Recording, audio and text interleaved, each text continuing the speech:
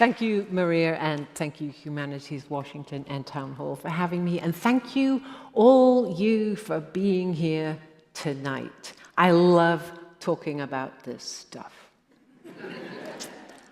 I'm a novelist. I tell stories for a living. And part of what I'm going to be talking about tonight is the fact that I think this is what historians do too.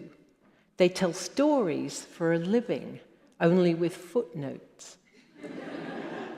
We grow up thinking that history is what actually happened, that it's fact, wholly true, solid, and immutable. But history is just the story we tell ourselves to make sense of what we know or what we think we know of the past, the evidence of old documents and bones and ruins.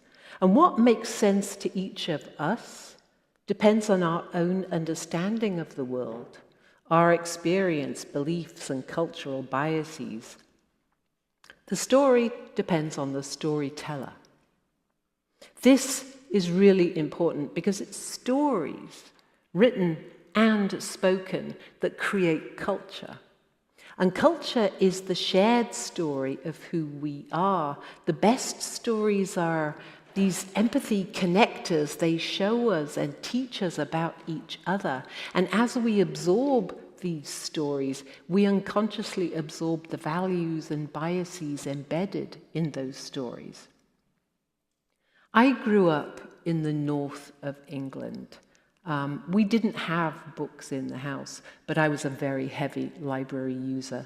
From the age of 7 or so, I read at least a book a day, every day. So by the time I was about age 12 and entering puberty, I'd read thousands of books. And as I entered puberty and started having these weird feelings, I began to understand that I wasn't like other girls. I felt the same way about girls that most girls felt about boys.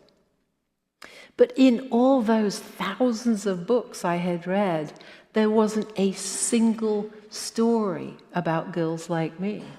Not in stories of the past or the here and now or even in the future. Did that mean that I didn't exist? Well, obviously not. So I understood from a really early age that absence of evidence is not evidence of absence. It just means it's not written down, that no story tells the whole story. So now when I write my own stories, that's always front and center for me. Who or what is missing? And also, every time I write a book, readers want to know, where did you get the idea? Why did you want to write it? They want an origin story. But what I think they're really asking the writer is, who are you? They want to know where we come from, how we think, because they want to know if they should let that perspective pass their defenses. They understand that a well-written novel can change how you feel and the way you see the world. Lowering your barriers to a good book is a risk. So I'm going to tell you the origin story of Hild and of Meanwood, my historical novel set in the 7th century, so you can decide whether or not to let them in and take that risk. In my early 20s, I was living in Hull, a city in the north of England. And one spring, I hiked north up the coast to a town called Whitby. Now, I don't know if you've read it, but I've read Dracula, I've read Possession, so I was expecting those 199 steps up that steep cliff. I was expecting the great ruin of the Abbey against the skyline at the top of that great big cliff. But what I hadn't expected was what happened next. Has anyone here fallen in love at first sight? I have, and it happens just like that.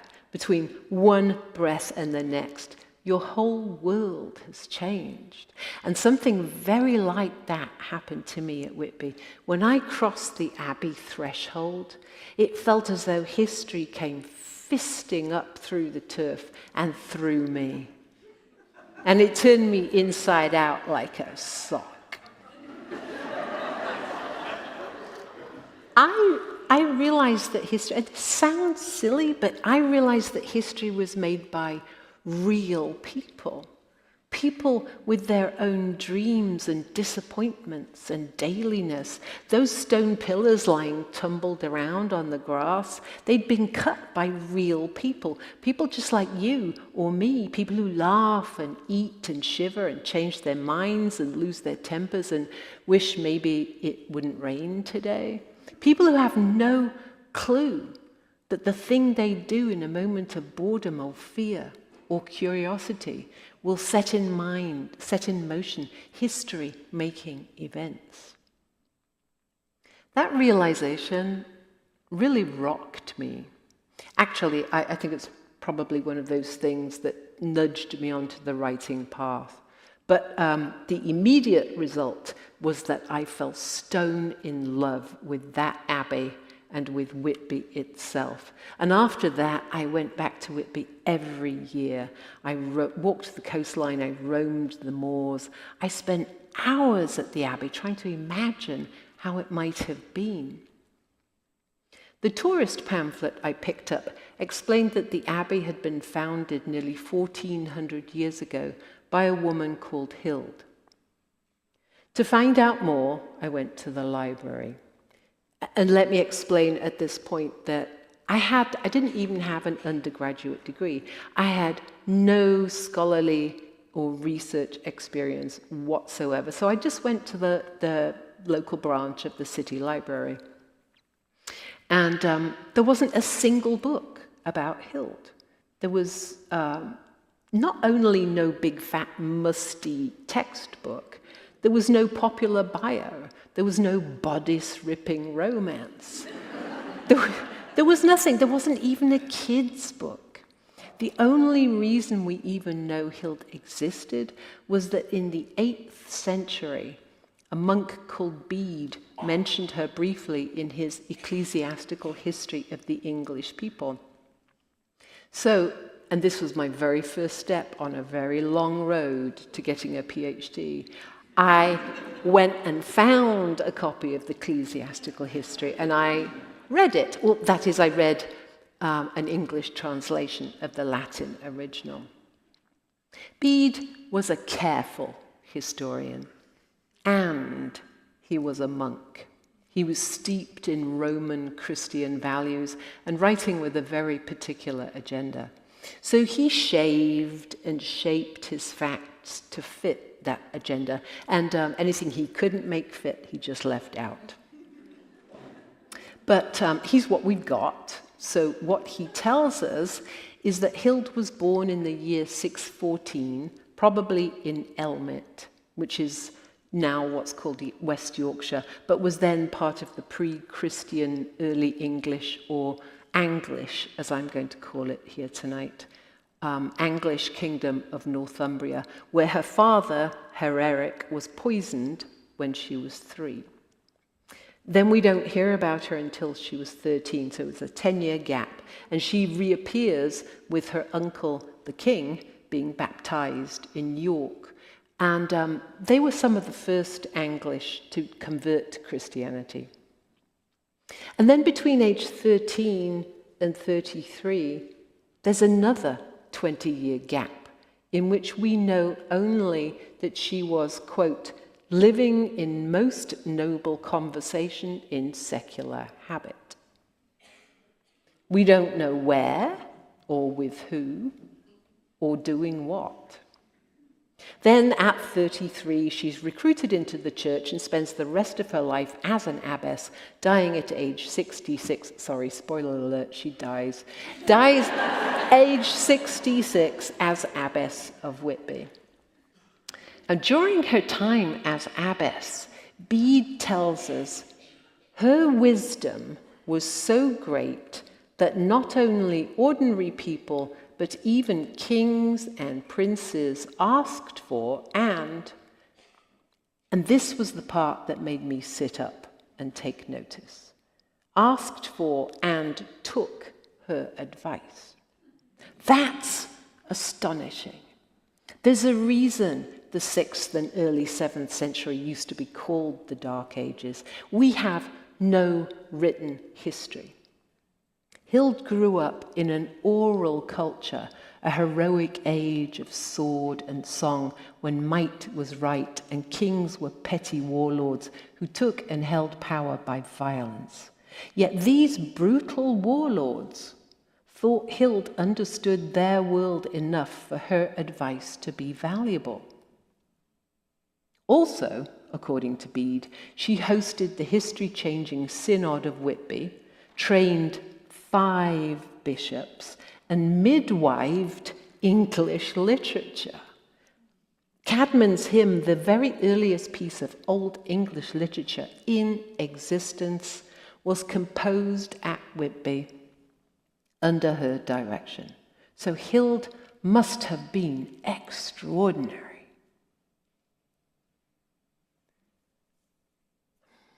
Bede's ecclesiastical history is the foundation of English history.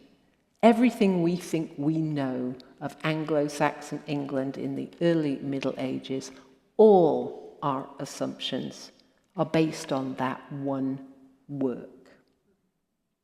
And in it, women barely exist.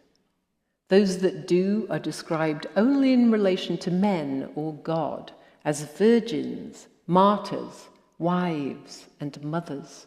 Those Bede-based assumptions form the backbone, part of the master story, if you like, of our history, that women don't matter, that women of even elite status, the lucky ones like Hild, have no existence, have no possibility of existence beyond marriage to a man and the continuance of the male line. So there I was at the Abbey, and I was confused, because if women didn't matter, how come this magnificent abbey, founded by a woman, occupied such a stunning and physically impressive site? If women didn't matter, how come these murderous kings and princes sought Hild's advice and took it? And if women didn't matter, how come it was Hild's foundation that hosted one of the most momentous meetings of the 7th century?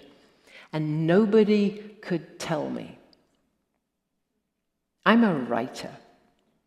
One of the reasons I write is to find out. So, in one sense, you would think this would be the perfect story for me to tell, because writing the story might answer some of these questions. Plus, honestly, I love to write about nature. And I was born and raised in Yorkshire, in Elmet, where Hild most probably lived. Perhaps I threw sticks in the same rivers. I climbed the same kinds of trees. I lay on my back on the same hillsides and looked at the same stars and wondered what they were and who made them.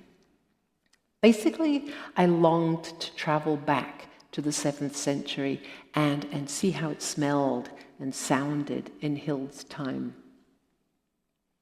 In other ways, though, I really did not want to tell her story. I like to write about women with agency. I like to write about queer women, women doing rather than being done to. So I turned to other projects. Basically, I wrote books in which women could be queer, and years passed.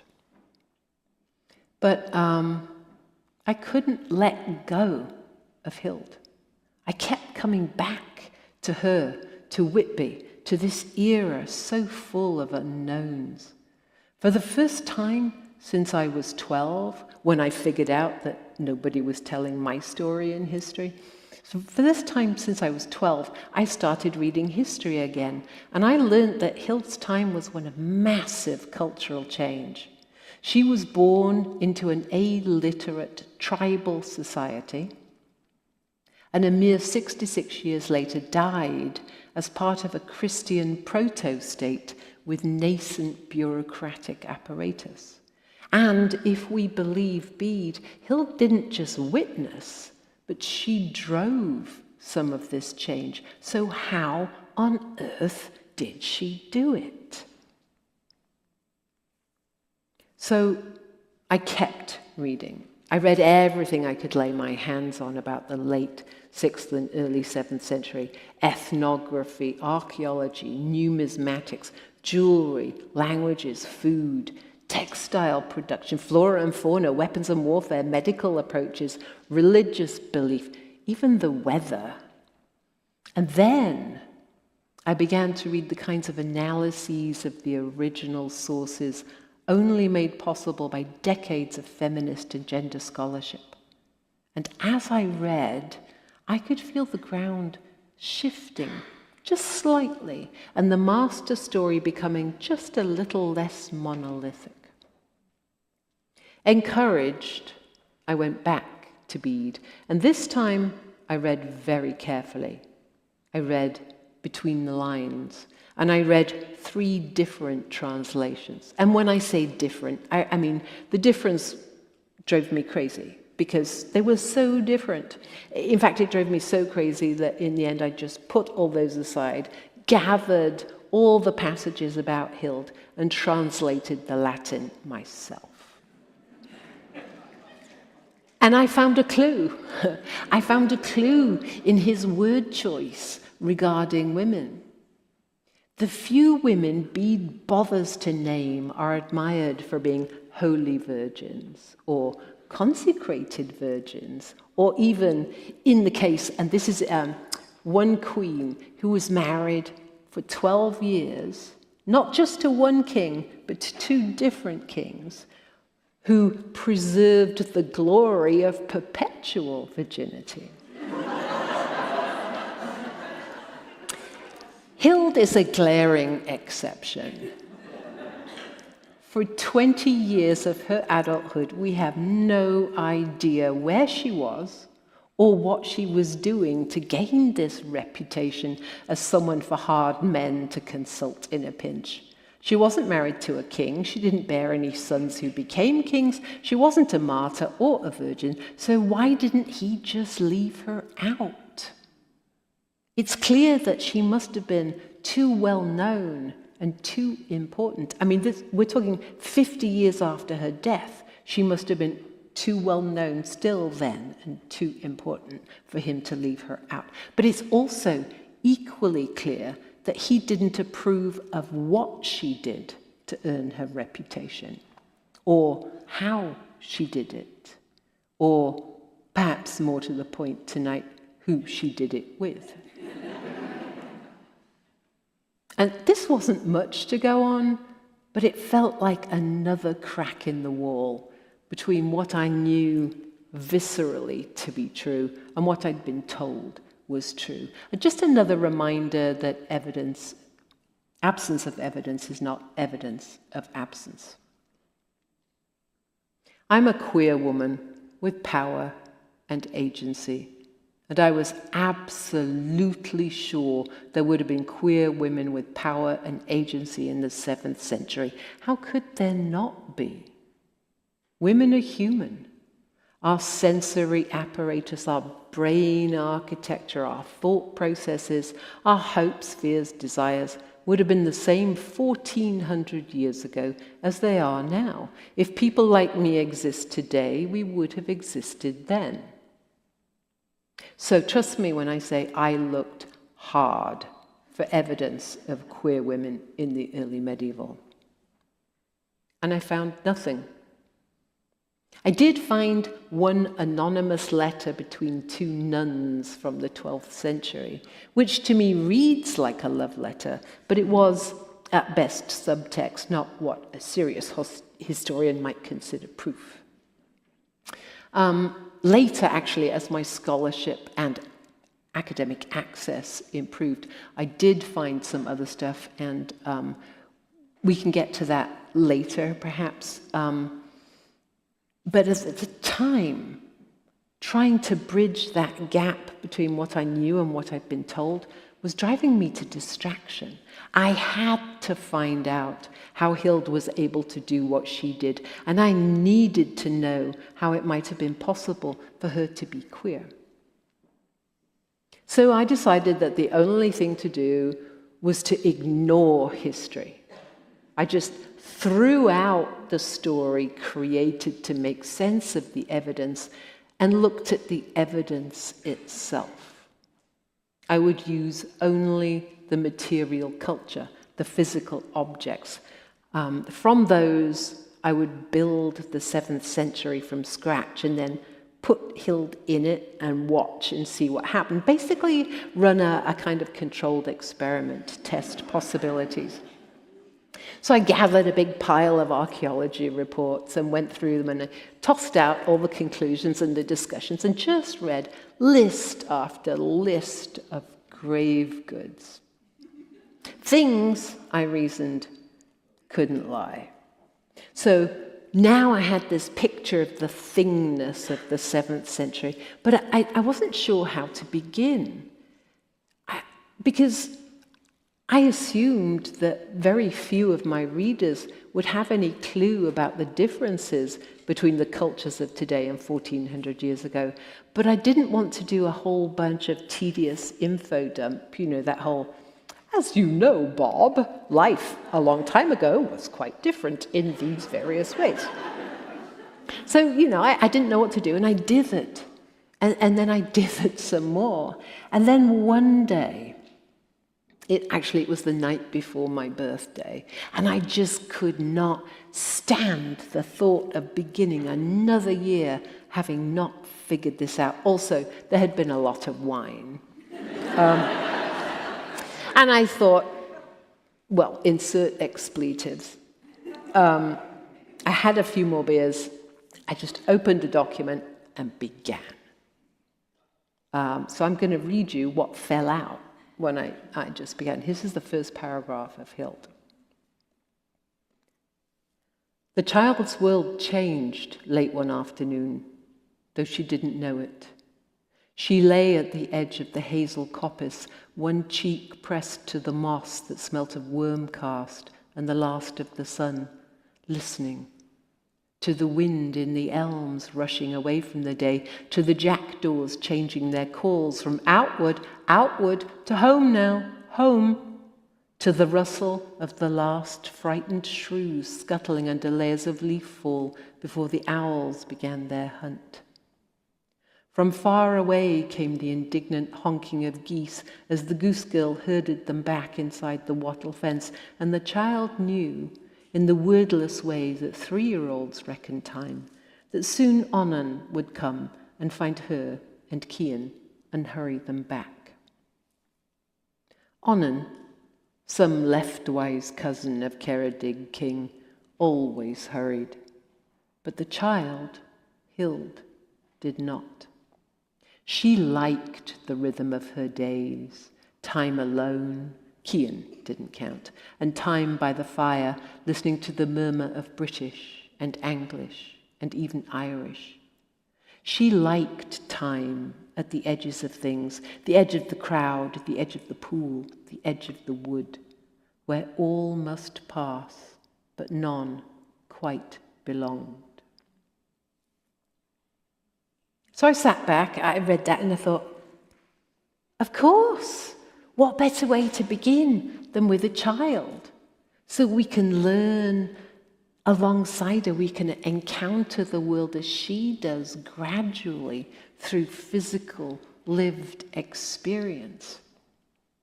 And you probably noticed that this opening uses a lot of physical senses, so scent, sound, texture, temperature. And there's a really good reason for that. I'm not sure how many of you are familiar with the concept of mirror neurons. Mirror neurons are human brain cells activated both when we perform actions and then when we see others perform those actions. So when I pick up this water, neurons in the left parietal lobe fire in my brain. If I hooked you up to a functional MRI while you watched me doing this, the exact same set of neurons would fire in your brain. In other words, your brain recreates an observed experience as if you were experiencing it directly. it becomes yours. It becomes so much yours that you can run a simulation and extrapolate from it. So if you see me do this, you have a clue what I'm going to do. You can guess what happens next. Just as if I do this, some of you, especially in the front row, might duck. It's because you figured out, you run the simulation, you understand it, you feel it, it's yours. You have lived it. And the really interesting thing is that mirror neurons are triggered not just by observing an action in real life, but also by reading about it. But because you, as a reader, can't experience a written character the way you can experiencing me here tonight in person, I have to put you there as a writer. I have to use sensory detail. And the more specific, the better. Rather than a general term like cup, I have to use something much more particular. And this is where reading those endless lists of grave goods really came in handy. Because I learned that, like at Sutton Hoo, the king is buried with a turned maple cup with a thin silver rim. And so you would know that if Hild was drinking with the king, she might use that kind of cup and it would feel cold against her lip, and you could put that detail in there. Whereas if she was just in the hut of some churl, she'd probably be sharing a big, heavy, rough-hewn elm bowl. Triggering a reader's mirror neurons so that they feel what a character is feeling is called creating narrative empathy. And through narrative empathy, the reader shares a character's direct experience, even when the reader is, say, a straight 50-year-old man and the character is a bisexual teenage girl. And if you can do that, you can actually change a reader's standpoint. You can change their understanding of and attitude to the world just for a little while. Just for a little while, you can make the other seem perfectly natural. So using narrative empathy is how, with Hild, I write queer people of all genders back into the early medieval. I immerse the reader in Hild's environment so that they live Hild's experience. So, for example, when Hild enters puberty and starts to have these weird feelings, as she first begins to experience desire, the reader feels them too. And more to the point, they feel them when she does. When she's looking at a certain person, they feel it too. And it feels like their own feelings. It feels perfectly natural to them. And they learn with Hild her culture's attitudes towards sex and sexuality. And my reasoning while writing this was that without the influence of Christian notions of women's sexuality and sex as a sin, no one would much care if women had sex with each other. After all, there could be no children, and so no influence on lines of succession.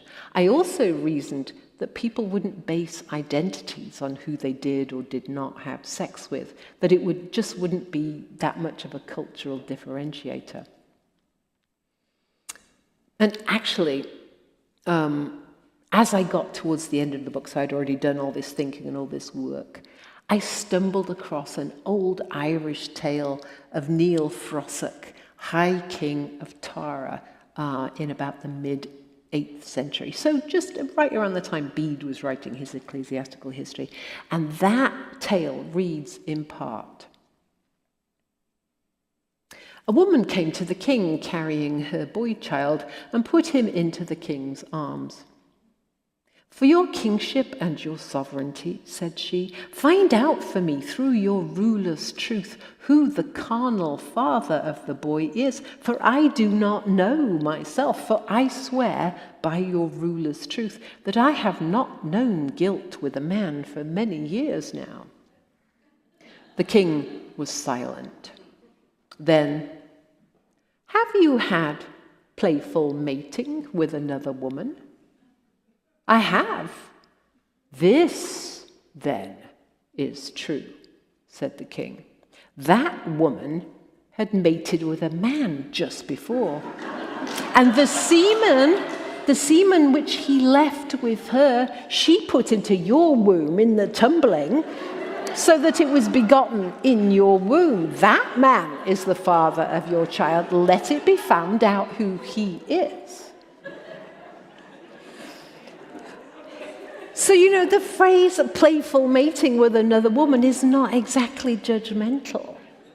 It all sounds very jolly and uncomplicated, Just a casual tumble and grins all around and nothing to worry about until there's a child involved, especially a boy child, and then it matters. So I was near the end of the book at this point, and I felt vindicated. I went full steam ahead. And a few weeks later, I wrote the last scene. I wrote the end, and I felt triumphant. I thought, no one who reads this book will ever believe that a woman couldn't be queer in the early medieval. I felt triumphant as I drank my celebratory wine that night. I felt triumphant as I fell asleep. It wasn't until the next morning when I settled down to read the first draft of this super awesome piece of amazingness that I realized my beautifully constructed destroyer of medieval assumptions was 100% shiny white. I'm white. I grew up in a racist world, and I absorbed all that prejudice. And in my early 20s, I spent years doing a lot of anti-racist work. I took a really hard look at myself and my biases. So although I've written 9 novels, this was the first and the only time I'd ever written all white characters. I had focused so hard on deconstructing assumptions about early medieval gender and sexuality that I just hadn't had room. I hadn't even thought to try identify all the other assumptions I'd been fed, along with all that medieval stuff on TV and book and film. Luckily, I realized my mistake well in time to correct that before publication. Sadly, I was too late to do anything about my other giant assumption and bias about all things early medieval. In fact, it wasn't until 2015, 2 years after Hild was published, that I realized of the 200 named characters in the book, not a single one is disabled. 2015 was when I was beginning to really claim my identity as a Crip, and I started to think about all the ableism, which is just another piece of the master story, really, that I'd been fed every day, in every sphere, obviously, including the medieval. So I don't think the timing of that realization was a coincidence. And that is the problem with implicit bias. We don't recognize it. That's what gives it such terrible power. So with the sequel to Hild, Meanwood, I fixed the disability gap. Hild and Meanwood are now part of a continuing story counterbalancing the master story that there were no women with agency, no queer folk, no people of color, or disabled people in the early Middle Ages. And I like to think I've done it without drawing attention to it, except in talks like this tonight. Because being a woman is not what any of my books is about. The plot never revolves around being queer. No one ever suffers or is marginalized for being queer or black or disabled. If we suffer, it's because of choices we've made, things we've done or not done, not for being who we are. In my novels, we're just ordinary folk living in the past. Which is, great. But what if we want more? What if we don't want to be ordinary? Which is, it brings me to the third book I want to talk about tonight, Spear. Spear is a short novel set in 6th century Wales about a nameless girl raised by her mother in the wilderness. It's historically accurate in all details, except for the fact that King Arthur existed and magic walks the earth. I've actually always loved the matter of Britain, the stories of Arthur and Camelot, especially found in novels like those by Rosemary Sutcliffe and Henry Treece and Mary Stuart, the kind of novels that assume the historicity of Arthur after the fall of Rome. I was never really a fan of Chrétien or Malory or any of the later romances of the medieval. So the next bit I'm going to be talking about, I'm just focusing on these kind of Dark Age novels. And what I loved about those novels was the landscape of long ago, the sense that the hero had only to step off the road to leave the safety of civilization and enter a dark, tangled wood where anything might happen. What I didn't love was never seeing people like me moving through that landscape. There were never any Crips or queer people, no real women, just women-shaped tropes, and 0 people of colour. Basically the same problem I dealt with Hild and Meanwood. So although I loved Arthurian tales, I was never tempted to write one. Actually, I thought it was impossible to write people like me into it while still making it feel mythical and magical, to still have that exhilarating, heroic feel of legend. And there's a reason for that. The Matter of Britain is a national origin story. It's a story literally designed to explain why straight, white, heroic, manly Anglo-Saxons are the natural rulers of the world. That supremacist manifest destiny is baked in. But then one day out of the blue, and that's a whole other long story, one day out of the blue I worked out how to crack open that shell through the main character of Peretir. For one, the origins of her name made it possible to bring Welsh history and Irish myth into a largely English legend, basically to expand the centre just a little. But mainly, too, it's about how Peretir, and in those later romances you probably are more familiar with the name Sir Percival, how Peretir is brought up. She's born in a cave and raised nameless and alone by her mother. She grows up tall and strong, but wholly naive. And by that, I mean unaware of and untrammeled by social rules and customs. She doesn't even know there's a gender binary. I mean, she's raised in nature just by her mother. Actually, nature raises her more than her mother. The air and water, trees and birds, they literally speak to her. So Peretir grows up poor, queer, and genderqueer, all while being utterly free to be herself, strong, confident, with no sense of inferiority.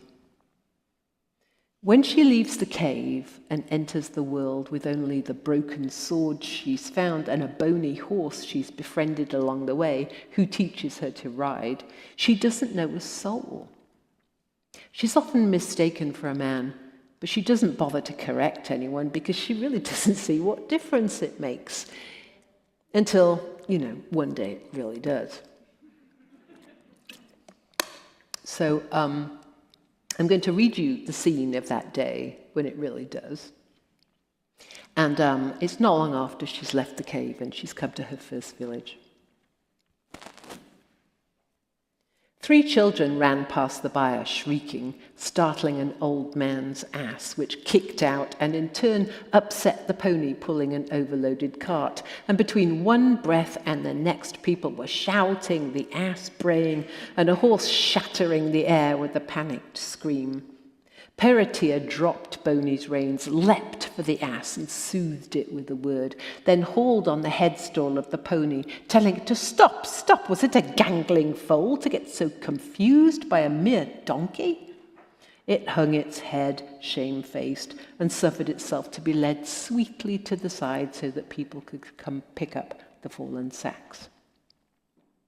"Boy," a thick-waisted woman was pointing to him. "You, yes you, I've work for you if you want. I'm Modron," she said. "This is my byre and my inn. Come closer. What's your name?" When Peritia came close and gave her name, Modron gave her a piercing look, then shrugged. "Peritia, is it? Well, Peritia, go find Howell and tell him you're to sleep in the hayloft and eat with us, your host too." So it was that Howell came to rely on Peritia, and by the 3rd day Modron and her daughter Angharad and Howell and his son Rhodri would have been hard put to remember how they had managed without the stripling with the knack of calming horses, and around whom everything seemed a little better, a little easier. On the 2nd day, when they were mucking out a stall, Rhodri took her into his confidence. He was to marry Angharad. "Angharad ton Velen," he said, in a voice filled with longing. Angharad of the yellow wave. He would marry her now, today, only she was not yet ready. And indeed, Angharad, a lively young thing, paid no more attention to her customers than to Howell's son, whom she treated with offhand kindness. She paid attention, too, to her mother when she must. And then she began to pay attention to Peritia. At first, it was the glance that lasted a little too long, and then standing close and resting a hand on a strong shoulder as she leaned to help Peritia add hay to the net in the stall. Then the long, searching look, the uncertainty, the hitch in her breath that touched Peritia's cheek and told her of Angharad's longing to reach out, to touch, to taste her throat, and in turn tip back her head and let her own throat be kissed. And Peritia, drawn like a horse to water, one day shifted a little closer and let Angharad take her hand and turn it over and stroke it again like a cat, until Peritia felt herself rising to the touch, and Angharad slid her arm around Peritia's waist and whispered, "Kiss me."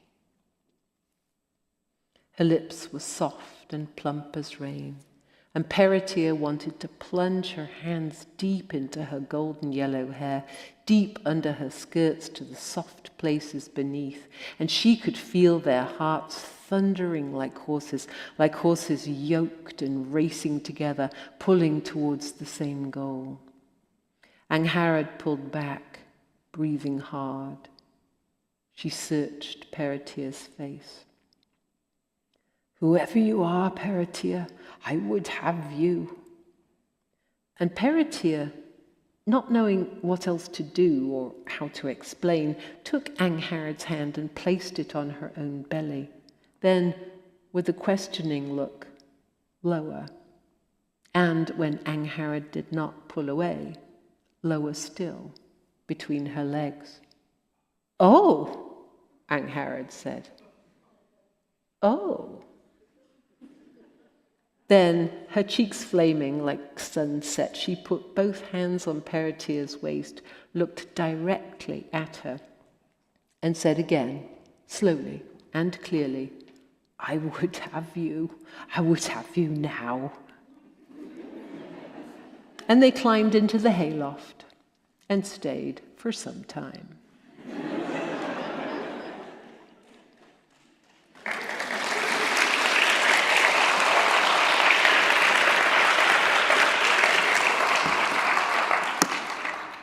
In Spear, Perretier is a queer woman who grew up with no social connections or advantage. But when she leaves home, her stance to the world isn't wary and folded in. It's wide open and full-throated. There's danger, of course, and loss and fear. But this isn't a story of stress or angst.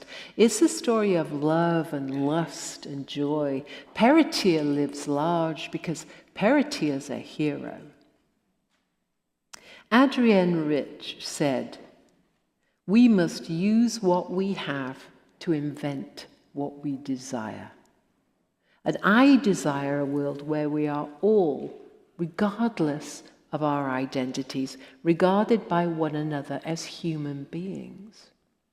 By imagining Hild as possible, I'm recasting what today we think might have been possible. By reclaiming the past, retelling it to include us all, I'm remaking the story of the present, and I hope changing the future.